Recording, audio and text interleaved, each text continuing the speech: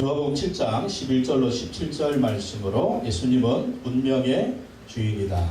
예수님은 운명의 주인이다. 이 같은 제목으로 말씀을 전하도록 하겠습니다. 한번 따라하겠습니다. 예수님은 운명의 주인이다.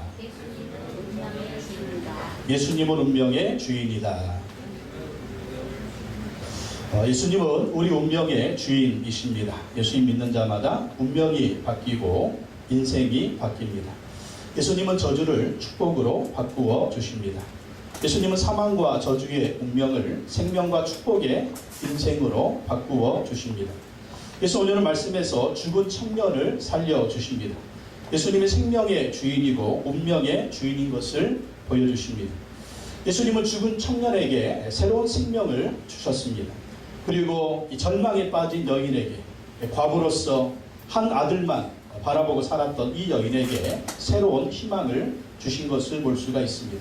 사람들은 큰 어려운 일을 만나면 이게 내 운명인가 하고 낙심하게 됩니다. 그리고 자포자기하게 되고 또 미래를 바라보지 못하는 그런 모습이 있는 것을 봅니다. 그것만 이기면 또 그것만 극복하며 더 좋은 일이 있을 텐데 그것을 바라보지 못하는 그러한 낙심과 절망이 있을 때가 있습니다. 그래서 더 좋은 일이 있을 것인데 그것을 바라보지 못하고 낙심해서 그것을 누리지 못하는 그런 모습이 있습니다. 왜냐하면 자기 힘에 한계가 있는 거죠. 내 능력으로는 안 되는 것이죠. 바라보고 싶지만 이기고 싶지만 극복하고 싶지만 힘이 없습니다. 이때 우리를 도와주시는 분이 바로 예수님이다라는 것입니다. 우리 예수님 믿는 사람은요, 어떤 어려운 일을 만나도 실망하지 말아야 됩니다.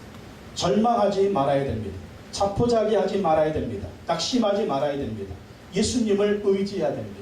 예수님 의지하고 예수님 믿고 살아가면 반드시 예수님은 우리의 절망적인 운명을 바꾸어 주셔서 새로운 희망이 넘치는 꿈을 꾸지 못했던 바라보지 못했던 그러한 새로운 환경을 만들어 주시는 것입니다. 우리가 어떻게 운명의 주인이신 예수님을 경험할 수 있겠습니까? 오늘 말씀을 통해 살펴보겠습니다. 첫째, 운명의 주인이신 예수님을 경험하려면 예수님과 동행해야 합니다. 누가복음 7장 11절 다시 한번 읽어보겠습니다. 시작. 그 후에 예수께서 나인이란 성으로 가실새 제자와 많은 무리가 동행하더니. 예수님이 나인이란 성으로 갔었는데 이 예수님이 가실 때 함께 동행했던 사람들이 있습니다. 제자와 많은 무리가 동행하더라. 제자들이 그리고 많은 무리들이 많은 사람들이 예수님과 동행한 것을 볼 수가 있습니다. 우리도 인생을 살아가면서 예수님과 동행하는 삶을 살아야 됩니다. 동행이 뭡니까? 같이 가는 사람입니다. 동행이 뭡니까? 함께 가는 사람입니다. 동반자죠, 동반자. 우리가 인생을 살아가면서 동행하는 사람이 있습니다. 부부지간에 동행하기도 하고 또 부모님과 동행하기도 하고 친구들과 동행하기도 합니다. 그런데 그 누구도 우리가 죽는 날까지 항상 우리가 동행할 수 있는 사람은 없습니다. 근데 우리 예수님은요, 우리를 곁에서 항상 동행해 주신다는. 그래서 우리가 누구와 동행해야 정말 승리하는 삶을 살 수 있을 것이냐? 부모님도 떠나가고 남편도 떠나가고 아내도 떠나가고 자식도 떠나가고 정말 그렇게 친한 친구들도 떠나가는데 정말 우리 곁에서 결코 우리를 떠나지 않는 분이 있습니다. 그분이 바로 예수님이라는 거예요. 그래서 우리는 인생을 살아가면서 평생에 예수님과 동행하고 예수님과 동행해야 된다라는 것입니다. 어느 날 죽음이 불현듯 우리에게 찾아올 것입니다. 그때는 모든 것이 떠나가지만 그때는 내가 떠나갈 때입니다. 근데 그때에도 우리가 예수님과 동행하면은요, 예수님 우리를 떠나지 않는 거예요. 그 예수님 우리를 영원한 천국으로 인도해 주실 줄로 믿습니다. 영원한 천국에 들어가기 위해서 예수님과 동행할 것이냐? 아니죠. 우리가 이 세상을 살아가면서 주님과 동행하면서 주님과 주님의 능력으로 승리하는 삶을 살아야 한다는 거예요. 주님과 동행하면 반드시 주님 우리를 붙들어 주시고 이끌어 주시고 인도해 주신다라는 것입니다. 그래서 우리가 항상 예수님과 동행하는 삶을 살아갈 때 승리하는 삶을 인도해 주신다라는 것입니다. 그래서 우리가 어려운 일을 만나고 때로는 고난을 만나고 때로는 위기를 만났을 때도 예수님과 동행하고 있다면 그 위기를 예수님은 변화시켜 주셔서 또 그것을 극복하게 하셔서 이기게 하신다는 거예요. 요즘 여러분에게 어떤 위기가 있습니까? 어떤 어려움이 있습니까? 그때 누구와 동행하십니까?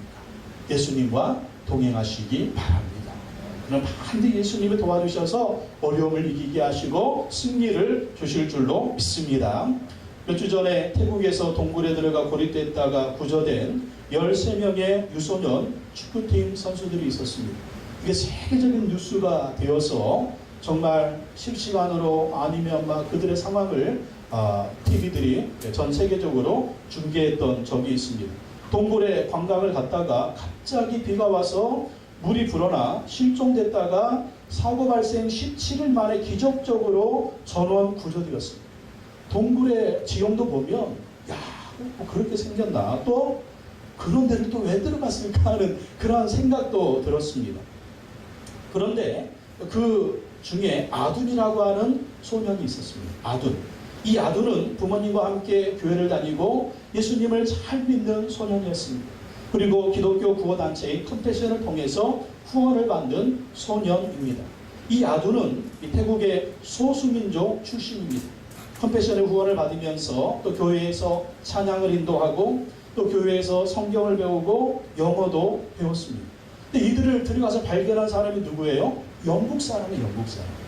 영국 사람인데 이 사람이 전문 잠수사도 아닌데 이 사람이 그냥 잠수해서 들어가가지고 이 동굴 한쪽에 있는 13명의 유소년을 발견을 했어요. 근데 태국 다 사람들이고 이 영국 잠수사 영국 사람인데 영어를 할 줄 알아야 되잖아요. 근데 이 유일하게 영어를 할 수 있는 이 친구가 아둔이라고 하는 친구였어요. 그래서 아둔이 자기들의 상황을 영국 잠수사한테 얘기하고 그 영국 잠수사가 이들을 발견하고 다시 나와가지고 구조 활동을 펼치게 된 거죠. 그래서 아둔이 정말 이들을 구조하는데 정말 결정적인 그런 역할을 해준 겁니다. 이 아둔은 의사와 축구 선수가 되겠다는 꿈을 갖고 유소년 축구팀에서 축구를 했다고 합니다. 아둔과 축구팀이 실종되자 교회와 또 아둔의 부모님은 기도하기 시작했습니다. 기도했더니 정말 하나님이 기적적으로 구조되는 그러한 축복을 주신 것입니다. 아둔의 부모는 아들이 구조되자 이렇게 말했습니다. 아들을 다시 볼 수 있게 해주신 주님께 감사의 기도를 드립니다. 하나님은 위대한 사랑입니다. 하나님은 위대한 사랑입니다. 그렇게 고백을 했습니다. 여러분, 태국이 어떤 나라입니까? 불교 국가잖아요. 또 거기에 있는 12명의 소년들도 다 불교. 그러나 이 아둔만 유일하게 예수님 믿는 소년이었어요. 아둔은 예수님과 동행했습니다. 그 위기의 순간에 예수님과 동행했습니다. 예수님께서 아둔과 아둔의 부모님, 교회 성도들의 기도를 들으시고 기적을 일으켜주신 줄로 믿습니다. 거기에 아둔이 있었기 때문에 또 아둔이 예수님과 동행했기 때문에 예수님이 그곳에서 기적을 일으켜주신 줄로 믿습니다. 오늘 우리 인생도요, 어느 순간 동굴에 갇힌 것과 같은 그런 상황이 있을 수가 있습니다. 그때 누구 손을 붙들겠습니까? 예수님 손을 붙드시기 바랍니다. 예수님과 동행하시기 바랍니다. 그러면 예수님께서 이러한 기적을 우리에게도 베풀어 주실 줄로 믿습니다. 두 번째, 우리 운명의 주인이신 예수님 어떻게 경험할 수 있겠습니까? 절망 속에서 예수님의 능력을 의지해야 합니다. 절망 속에서 예수님의 능력을 의지해야 됩니다. 누가복음 7장 12절 13절 말씀 다 한번 읽어보겠습니다. 시작. 성문에 가까이 이르실 때 사람들이 한 죽은 자를 메고 나오니 이는 한 어머니의 독자요 그의 어머니는 과부라. 그 성에 많은 사람도 그와 함께 나오거늘 주께서 과부를 보시고 불쌍히 여기사 울지 말라 하시고. 예수님이 이 나인성에 가셨습니다. 나인성에 가셨는데 사람들이 한 죽은 자를 메고 나오면서 장례를 지내는 겁니다. 이게 누굽니까? 과부의 아들이었습니다. 과부였고 이 과부가 정말 하나밖에 없는 아들이 죽은 거예요. 2000년 전에 이 과부로 산다라고 하는 것은 굉장히 어려운 일이었습니다. 지금은 뭐 일할 것도 많고 돈을 벌면 충분히 돈을 벌 수 있기 때문에 남편 없이도 뭐 우리 마음대로 살 수 있잖아요. 그래서 남편이 빨리 죽기를 원하는 아내들의 모습이 한국 주부가 70%가 된다. 70%. 우리 마누라는 30%에 들겠지. 저도 마누라한테 물어봤다가 70%에 드는 걸 보고 깜짝 놀랐습니다. 한 한 과부가 정말 애지중지 아들을 키웠는데 이 과부한테 전부가 뭐였겠어요? 아들이죠, 아들. 아들의 희망이었고 아들의 소망이었고 아들이 이 과부의 전부였습니다. 그리고 정말 먹고 살기 힘든데 정말 이 아들 하나를 키우려고 온 정성을 다 쏟았어요. 그리고 이제 아들이 성장을 했습니다. 어떤 소망이 있겠습니까? 아들이 이제 결혼을 하고 아들이 결혼을 하면 며느리 보고 또 손자 손주들과 함께 행복하게 사는 미래를 꿈을 꾸었습니다. 그런데 갑자기 이 아들이 죽어버려요. 여인의 희망이 사라졌습니다. 여인의 소망이 사라졌습니다. 여인의 기쁨이 사라졌습니다. 여인의 꿈이 사라졌습니다. 정말 충격이었고 고통이었고 아픔이었습니다. 여인의 모든 희망이 사라졌습니다. 정말 인간의 힘으로 어떻게 할 수 없는 형편이었습니다. 아들은 죽었어요. 장사 지내러 갑니다. 여기는 이제 절망입니다. 이 절망적인 순간, 이 절망적인 가정에 예수님이 찾아오셨다. 13절 말씀 보십시오. 주께서 예수님께서 과부를 보시고 불쌍히 여기사 울지 말라 하시고. 예수님이 누구를 보셨어요? 과부를 보셨습니다. 예수님이 과부를 보셨습니다. 울고 있는 과부를 보셨습니다. 예수님이 과부를 보실 때 뭘 보셨겠어요? 그죠? 지금 울고 있는 그 모습을 봤을 것입니다. 또 여인의 무엇을 보셨겠습니까? 그의 과거를 보셨을 거예요. 정말 지금까지 살아온 그의 인생의 고난을 보셨을 것입니다. 고통을 보셨을 것입니다. 그리고 희망을 잃어버린 아들이 죽고 나서 절망 가운데 있는 이 불쌍한 이 모습을 보고 있었어요. 그리고 예수님이 불쌍히 여기면서 울지 말라고 하십니다. 울지 말라고 하세요. 왜 울지 말라고 하십니까? 여인의 절망을 이제 희망으로 바꾸어 주시는 여인의 미래를 예수님이 계획하고 있었기 때문입니다. 죽은 아들을 살려주실 것이고 또 이 여인에게는 새로운 희망과 새로운 꿈과 새로운 미래, 그것을 주시려고 예수님이 울지 말라고 하신 것입니다. 여러분, 우리가 절망적인 순간에 있을 때 예수님이 우리를 찾아오십니다. 우리의 힘으로 어떻게 할 수가 없죠. 우리의 능력으로 어떻게 할 수가 없죠. 우리의 정말 어떤 힘으로도 어떻게 할 수 없는 그 절망적인 순간에 예수님이 우리를 찾아오십니다. 그리고 예수님 우리의 모든 것을 보고 계십니다. 예수님 우리를 불쌍히 여기십니다. 예수님 울고 있는 우리를 보십니다. 예수님 우리에게 울지 말라고 하십니다. 예수님 우리의 문제를 해결하실 수 있습니다. 우리에게 여인 같은 절망되고 힘든 일이 있을 때 예수님의 능력을 의지해야 됩니다. 그러면 예수님 우리를 보시고 불쌍히 여겨주시고 위로해 주시고 우리의 문제를 해결해 주시는 것입니다. 울지 말고. 우리가 울 때 있잖아요. 절망 가운데, 좌절 가운데 어찌할 수 없어서 울고 있을 때 오늘 주님이 우리를 보십니다. 그리고 우리를 불쌍히 여겨주십니다. 그리고 울지 말라고 하십니다. 왜요?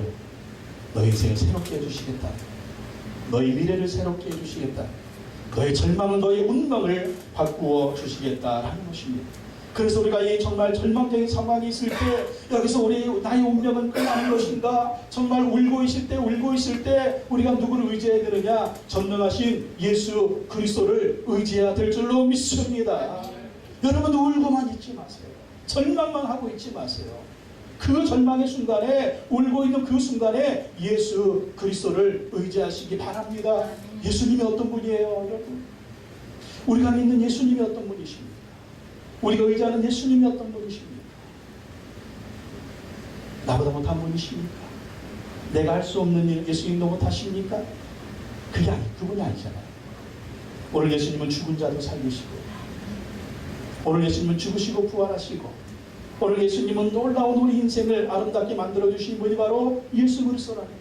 그래서 우리가 또 절망적인 상황을 만날 때 낙심하지 말고 좌절하지 말고 예수님을 의지하고 살아가시기 바랍니다.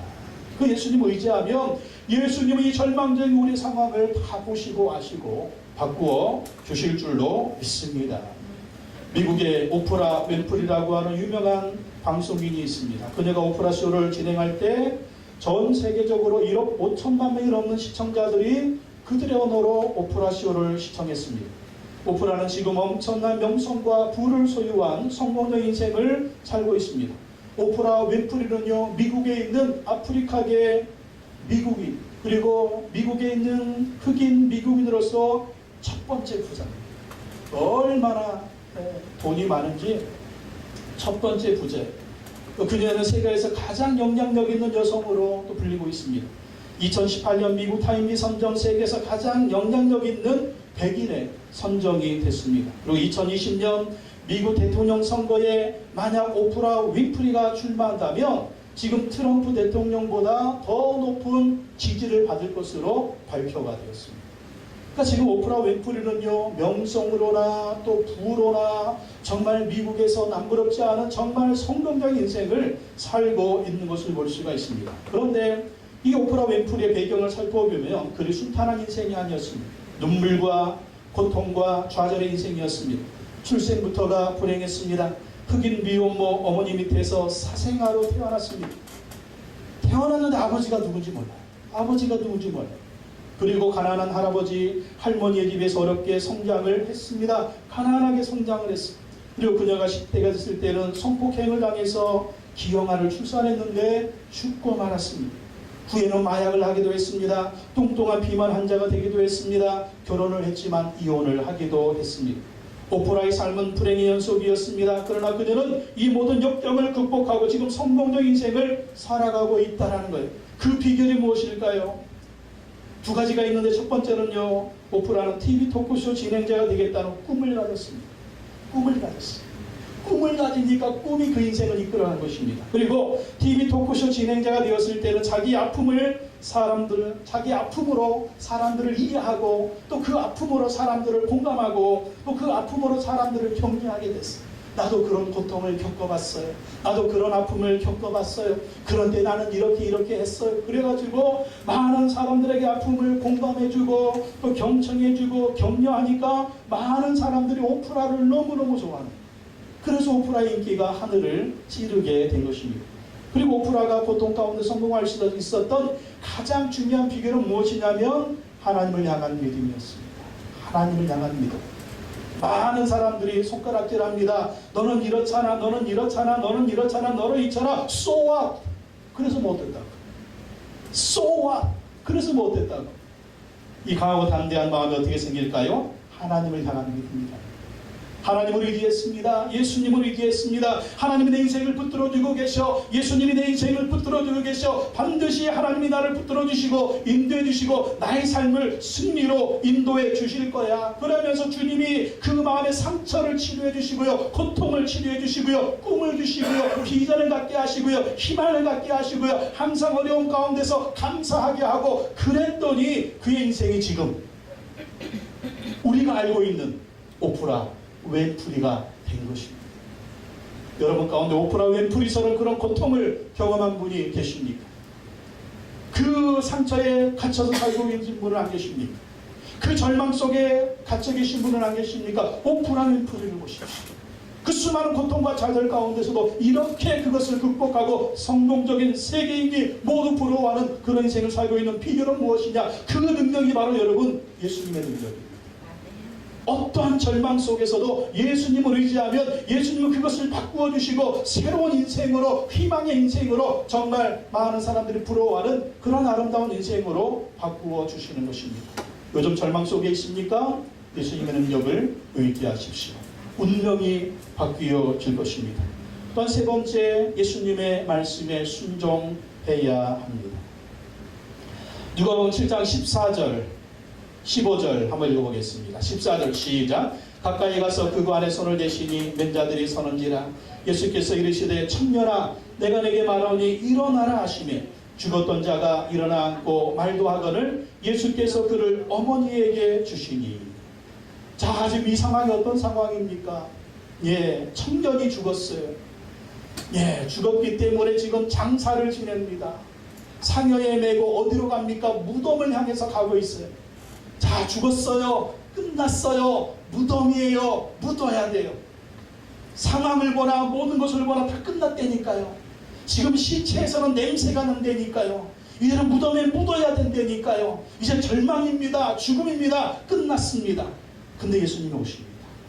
어떻게 하십니까? 14절에 가까이 가서 그 관에 손을 대십니다. 손을 대세요.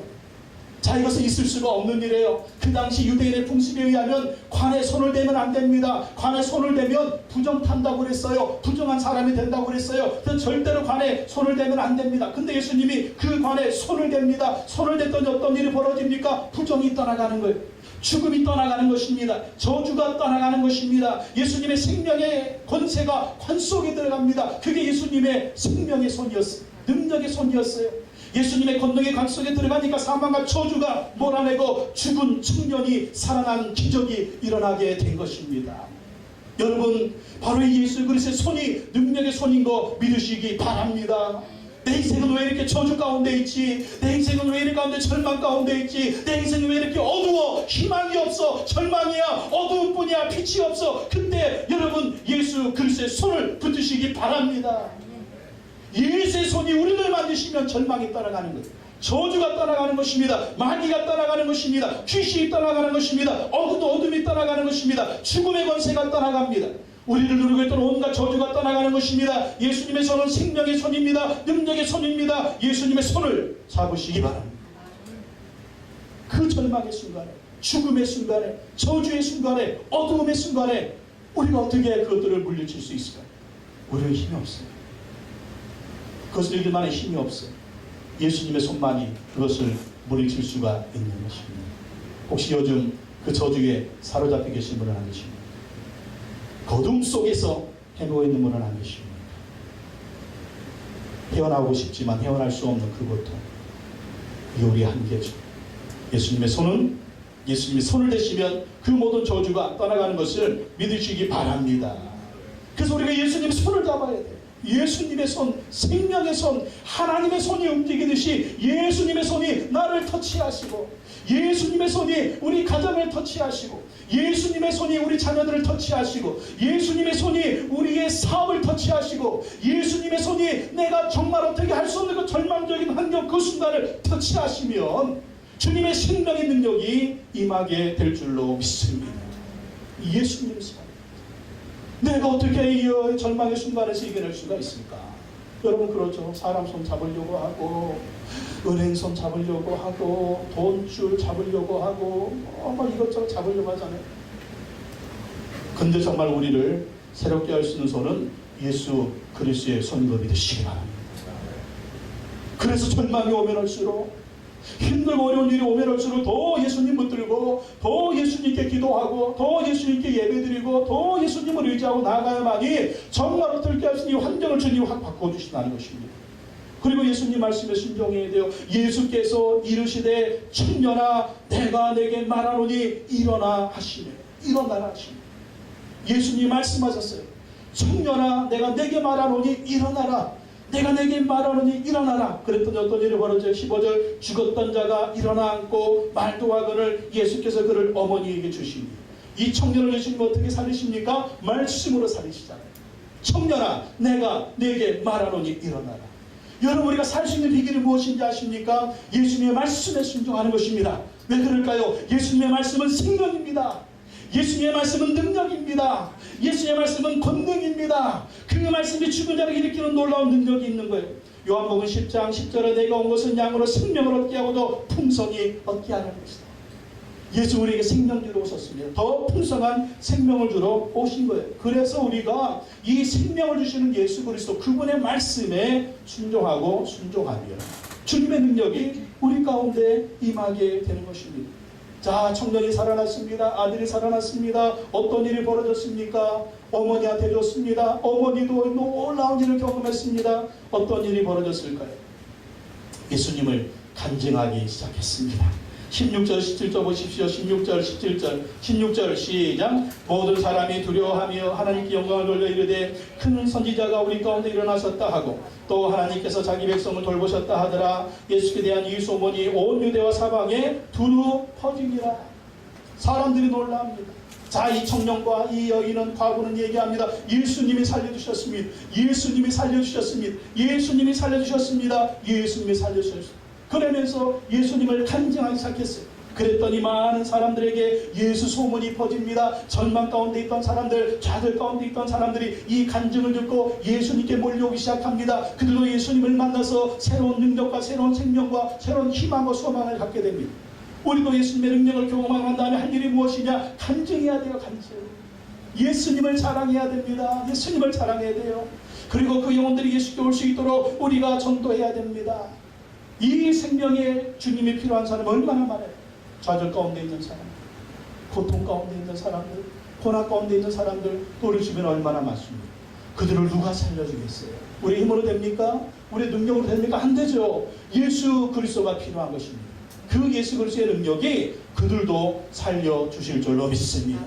나를 살리신 예수님께서 그들을 살리실 거예요. 마귀가 죽이고 귀신이 죽이려고 우리의 운명을 사로잡았는데 예수님이 그들을 물리쳐 주시고 새해진 생명 주신 예수님께서 그들의 삶도 세워주실 줄로 믿습니다.